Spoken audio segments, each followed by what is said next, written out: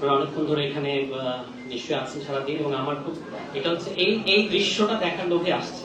নাহলে এই 4-5 মিনিট কথা তো এটা খুব বড় ব্যাপার না। আমি টাঙ্গাইল ছিলাম, ওখানে আমাদের একটা জেলা কমিটিরা ওখানে একটা এইসব নিয়ে গণভোট নিয়ে কথা বলতে গেছিলাম। পরে যখন আরিফ আদিব জানালো, আমি শুধু আপনাদেরকে একটু দেখার জন্য, এত মানুষ এটা দেখার জন্য আসছি। হ্যাঁ, এবং আমাদের সংগঠন বড় হচ্ছে, এটা খুব ভালো লাগে দেখতে। প্রতিদিন একটু একটু করে বড় হচ্ছে, বিভিন্ন উইং হচ্ছে, তো এটা খুব ভালো। এবং এখানে এই যে গণভোট আর মৌলিক সংস্কার, এটা তো ধরেন এত গভীর পরিবর্তনের রাজনীতি যে আমরা যদি শক্তিশালী সংগঠন না হই তাহলে এটা কিন্তু অন্য কেউ করবে না। মানে এটা হওয়া উচিত, এটা সবাই বুঝে। যুক্তি দিয়ে আমরা তো, আপনারা দেখছেন টকশোতে বলেন যে আপনাদের মাঠের নেতা, কিন্তু টকশোতে গেলে তো মাশাআল্লাহ কাউরে ছেড়ে কথা বলে না। তো আমরা তো টকশো বলেন আর বিভিন্ন বক্তৃতায় বলেন কেন মৌলিক সংস্কার দরকার, এটা আমাদের সাথে চাপার জন্য কেউ পারে নাই, পারছে?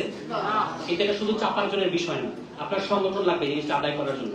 এখানেই হচ্ছে আমাদের মহানগর বলেন বা বিভিন্ন জেলা সংগঠন, এখানেই দরকার যে আপনি একটা জিনিস হওয়া দরকার মনে করেন, এটা আরেকজন করে দিবেন, এটা আমাদেরকেই করার মতো শক্তিশালী হয়ে উঠতে হবে। ঠিক আছে? আওয়ামী লীগ 72 সালে গণপরিষদ করতে পারছে কেন? আওয়ামী লীগ গায়ের জোরে ওরে করার মতো শক্তিদার ছিল। অন্য অনেকে বাধা দিচ্ছে, অনেকে বিভিন্ন ধরনের প্রতিবাদ করছে, আওয়ামী লীগ সেটা শোনে নেই। আওয়ামী লীগ তার ওই শক্তিটা ছিল যে সে করে ফেলছে, কে কি বললো এটা অত মানে কি বলে এটাকে এত পাতা দেওয়ার কিছু নাই। ফলে এখন আমরা বাংলাদেশের এনসিপি হচ্ছে বাংলাদেশ ইতিহাসে একমাত্র পার্টি যারা হচ্ছে জনগণের জন্য রাজনীতি করে। আপনি কোন দলে দেখবেন না এই যে ঢাকা শহরকে বাসযোগ্য করতে হবে ইত্যাদি করতে হবে, এগুলো নিয়ে কোনো দলে এইসব আলাপ নাই। বাংলাদেশের মানুষের ভাগ্য পরিবর্তন করতে হবে, এই জন্য সংবিধান পরিবর্তন করতে হবে, রাষ্ট্র কাঠামোর পরিবর্তন করতে হবে, মৌলিক সংস্কার করতে হবে, এই সমস্ত আলাপ কোনো দলে নাই। তারা পার্টি রাজনীতি করে, এবং সেই পার্টি রাজনীতি করার খুব সুনির্দিষ্ট কতগুলো কারণ আছে। মানে একটা কারণ হচ্ছে ধান্দা। তারা ধরেন যারা ঢাকা মহানগর দক্ষিণে রাজনীতি করে বিএনপি, তারা সিটি কর্পোরেশন সারাদিন বসে থাকে, তাই না? এই যে হচ্ছে, এবং জেলার কাস্টমার একই রকম, তারা ডিসি অফিসে, ইউএন অফিসে ওগুলোতে বসে থাকে, কারণ ওখান থেকে তারা কাজ বের করবে, এটাই তাদের রাজনীতি করার ইনসেন্টিভ। কিন্তু আপনারা এখানে যারা আছেন, আপনারা কিন্তু সত্যি সত্যি একটা পরিবর্তন চান, এই কারণে এখানে আছেন। আমরা সবাই ওই কারণে এখানে আছি।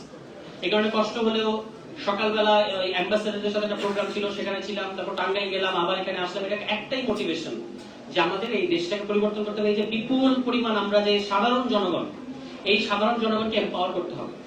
আমাদের দেশের পলিটিক্যাল দলগুলো রাজনীতি হচ্ছে সাধারণ জনগণকে ক্ষমতাহীন করার রাজনীতি, আর আমাদের রাজনীতি হচ্ছে সাধারণ জনগণকে, নিম্নবিত্ত পরিবার, নিম্ন মধ্যবিত্ত পরিবারের সন্তানদেরকে এম্পাওয়ার করার পলিটিক্স। ফলে এই যে মৌলিক সংস্কার এবং গণভোট, এটা যে বিএনপি করছে না, করবে না, এটা তো খুব অবভিয়াস, কারণ এটা করলে বিএনপির এই রাজনীতি থাকবে না। যদি স্থানীয় সরকারকে আপনি দলের নিয়ন্ত্রণ মুক্ত করতে পারেন, তাহলে বিএনপির লোকেরা ধান্দা করতে পারবে না। তাহলে বিএনপির এই যে লাখ লাখ মানুষের সমাবেশ করে, এটা করার লোকও পাবে না। তাহলে বিএনপি স্থানীয় সরকারকে স্বাধীন করতে দিবে? এই লোকগুলো কেন বিএনপি করে? কোন জিয়ার আদর্শ, কোন খালেদা জিয়ার আদর্শের কারণে করে না, করে হচ্ছে সে স্থানীয় সরকারের সব প্রকল্প সে নিজের হাতে নিবে, এটাই তার পলিটিক্স করার মোটিভেশন। কিন্তু আমরা কি চাই? আমরা চাই যে স্থানীয় সরকারকে রাজনৈতিক দল, মানে আমি একটা উদাহরণ দিলাম, স্থানীয় সরকার, মৌলিক সংস্কার একটা বিষয় তো স্থানীয় সরকার, মৌলিক সংস্কার একটা বিষয় হচ্ছে বিচার বিভাগকে স্বাধীন করা, মৌলিক সংস্কার হচ্ছে আইন বিভাগ, শাসন বিভাগ, বিচার বিভাগ, এগুলো আলাদা আলাদা হবে। এবং প্রধান যে কথাটা সেটা হচ্ছে যে একটা আমাদের নতুন সংবিধান লাগবে। এই সংবিধানের সাথে বাংলাদেশের জনগণের আর কোনো সম্পর্ক নেই, এটাকে জোর করে টিকিয়ে রাখা হয়েছে, এটাকে জোর করে টিকিয়ে রাখা হয়েছে। এটা কিন্তু আদারওয়াইজ এটা কিন্তু ডেড, কিন্তু এটাকে জোর করে টিকিয়ে রাখা হয়েছে। এখন আমাদেরকে এনাফ শক্তিশালী হইতে হবে যে এখন তো আমরা যে ঠেলা ধাক্কাধাক্কি করতেছি বিএনপির সাথে, অন্যান্য বড় শক্তিশালী ক্ষমতাসীন পক্ষের সাথে, শুধু তো বিএনপির কথা বলছি, কিন্তু এখানে তো আরো পক্ষ আছে, ডিপ স্টেট আছে, এখানে আমলাতন্ত্র আছে, তাদের সবারই স্বার্থ বিরোধী এই পরিবর্তন। এই পরিবর্তনটা হলে তাদের কারণে এই মৌজ মাস্তি এটা থাকবে না। এই কারণে আমাদের একটা খুব কঠিন সংগ্রাম বেছে নিতে হয়েছে, এবং সেটা করতে হবে একটা খুব গণতান্ত্রিক পদ্ধতিতে। আমরা একটা বিপ্লবী মেজাজে ছিলাম গত 1.5 বছর, এখন কিন্তু আপনার একটা গণতান্ত্রিক রাজনৈতিক দলের যে সুশৃঙ্খল পার্টির যে মেজাজ, সেই মেজাজে ফিরে আসতে হবে। কিন্তু নিজের লক্ষ্য বলা যাবে না। গণভোট বিএনপি বাস্তবায়ন করবে না, এটা নিয়ে আমাদের আর কোনো সন্দেহ থাকা উচিত না।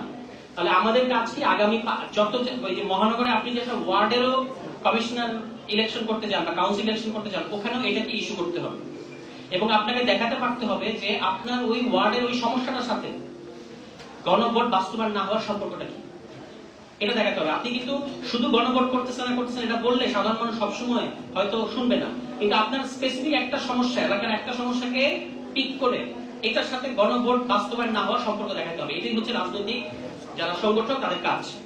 কারণ আমি দুটো উদাহরণ দিয়ে বক্তব্য শেষ করি। এক, এই যে অনেকে আমাদেরকে বলেন আপনারা খালি গণভোট সংস্কার এগুলো নিয়ে কথা বলেন, এদিকে জ্বালানি তেলের দাম বেড়ে যাচ্ছে, এদিকে হাম হচ্ছে। এখন কথা হচ্ছে জ্বালানি তেলের দাম বাড়া কমার ব্যাপারে একটা স্বচ্ছতার ভিত্তিতে দাম বাড়বে না কমবে না কোথায় থাকবে এটা ঠিক করার জন্য একটা প্রতিষ্ঠান আছে, স্বাধীন প্রতিষ্ঠান, সেটা হচ্ছে energy regulatory commission, Bangladesh energy regulatory commission. কিন্তু সরকার যেটা করছে, আওয়ামী লীগ সরকার এসে দাম বাড়ানো কমানোটা নিজের নির্বাহী ক্ষমতার মধ্যে নিয়ে আসছে, মন চাইলাম বাড়াইলাম এবং লাভ করলাম। তাহলে আমাদের যে এই যে সংস্কার আমরা বলি, এই কারণে বলি যে আপনার এনার্জি রেগুলেটরি কমিশনটা যদি স্বাধীন থাকে, সে এরকম বড় জমায়েত করে সবার সাথে মতামত দিয়ে নিয়ে তারপর গণশুনানির মাধ্যমে দাম ঠিক করবে। এই জন্যই হচ্ছে ওই সংস্কারের সাথে আমাদের এভরিডে ইস্যুর সম্পর্ক। দ্বিতীয় ধরনের যে হামের কথা বলা হচ্ছে, হাম নিয়ে কি হচ্ছে আমরা কিন্তু বুঝতে পারছি না, আমরা সাধারণ মানুষ এটা কার দোষ বুঝতে পারছি না। যদি আমাদের একটা স্বাধীন স্বাস্থ্য অধিদপ্তর থাকতো তাহলে কিন্তু সে একটা এতদিনে একটা তদন্ত কমিটি গঠন করা হইতো, শুধু অন্যের ঘরে দোষ দেওয়ার বিষয় না।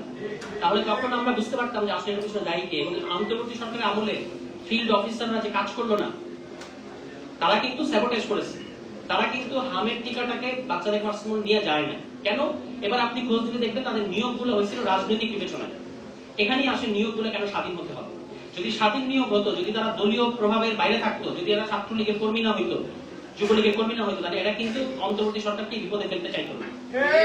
এখানেই হচ্ছে মৌলিক সংস্কারের সাথে এই যে বিভিন্ন আপনার যে ইস্যু এবং মশা নিয়ে কথা বলছেন, একই দেখবেন ঘুরে ফিরে দেখবেন এই যে জমি অধিগ্রহণ করে, আপনি দেখবেন যে সাইনবোর্ড টাঙায় রাখে, প্রথমে বিরাট বিরাট সব সরকারি জমি, খাস জমি, এগুলোতে সাইনবোর্ড দিয়ে এই জমির মালিক ক্রয় সূত্রে অমুক। আসলে কিছু না, আসলে আগে কুটি কারে, তারপর সরকারের সাথে টাকা পয়সা দিয়ে লেনদেন করে তারপর ওই জায়গাটা নিজে করে নেয়। এগুলো যেন না হয় সেজন্য আমাদের সংস্কার দরকার। এবং আপনাদের আগামী 5 বছর গণভোট এবং মৌলিক সংস্কার এই ইস্যুতেই কিন্তু সরব থাকতে হবে। অনেক ইস্যু ভিত্তিক বিষয় আপনাদেরকে রেসপন্স করতে হবে, কিন্তু মূল যেটা কাজ যে আমাদের একটা গণতান্ত্রিক সংবিধান দরকার এবং এইটা কোনো মুক্তিযুদ্ধ বিরোধী পজিশন না, এইটা বারবার আপনাদেরকে সবসময় বলে যেতে হবে। আমি দেখতেছিলাম যে নিভা সম্ভবত বলছিল যে মানে শুধু সংগঠন করা না, চিন্তার সাথে সাথে সংগঠন করা, এটা হচ্ছে আমাদের জন্য দরকার। একদিকে সংগঠনটাও বড় করতে হবে, শুধু চিন্তা করে লাভ নাই। আপনার মাথা বিরাট বড় কিন্তু শরীর নাই, আর একটা শরীর বিরাট বড় কিন্তু মাথা নাই, দুটোই সমস্যা। এই জন্য একটা ব্যালেন্স, একটা সমন্বয় থাকতে হবে। এবং এনসিপি বাংলাদেশের মানুষকে একটা বুদ্ধিভিত্তিক রাজনীতি দিকে পাশাপাশি দেখাবে যে বুদ্ধিভিত্তিক রাজনীতি এবং বিরাট বড় সংগঠন হওয়ার মধ্যে কোনো আসলে বিরোধ নাই। এখানে অনেক দল আছে, নাম বললাম না, তারা হয়তো অনেক বেশি পলিসি রিলেটেড, কিন্তু তাদের সংগঠন নাই। আবার অনেক আছে বিরাট বড় সংগঠন, আওয়ামী লীগ, বিএনপির মতো, কিন্তু তাদের কোনো ন্যারেটিভ নেই। আমাদেরকে দুটো জায়গায় মিল করতে হবে। তো এগুলো নিয়ে নিশ্চয়ই আমরা আরো কথা বলতে পারবো, আজকে আর আপনাদেরকে বিরক্ত না করি। এগুলো নিয়ে আমরা ধারাবাহিকভাবে কাজ করে যাচ্ছি, আপনারা আপনাদের কাজ করছেন, আমি আমার কাজ করতেছি, আমরা সবাই যার যার মতো করে কাজ করে যাচ্ছি। সবটাই কিন্তু লক্ষ্য কিন্তু একটাই, যে বাংলাদেশকে একটা গণতান্ত্রিক রাষ্ট্র করা, যেখানে আমাদের সাধারণ ছেলে মেয়েরা এমপাওয়ার্ড হবে। এটা খুব গুরুত্বপূর্ণ। মানে আমরা যারা নিম্নবিত্ত, নিম্ন মধ্যবিত্ত, আমরা কিন্তু তাদের রাজনীতি করি। আমাদেরকে যে এই সমাজের উঁচু শ্রেণীর মানুষেরা ঘৃণা করে, এটা কারণ হচ্ছে আমরা তাদের ক্লাস ইন্টারেস্টের বিরুদ্ধে আছি। আমাদের ক্লাস ইন্টারেস্ট হচ্ছে এখানকার সাধারণ মানুষের। ওই যে ছেলেটা ন্যাশনাল ইউনিভার্সিটিতে পড়ে, যে ছেলেটা প্রাইভেটে পড়ে, যে ছেলেটা ইউনিভার্সিটিতে পড়ে, এদের যেন একটা, বা যে ছেলেটা কৃষক যার বাবা, এই ধরনের ছেলে মেয়েদেরকে এম্পাওয়ার করা, তাদেরকে বাংলাদেশে তারা স্বপ্ন দেখবে যে আমি একদিন এমপি হব।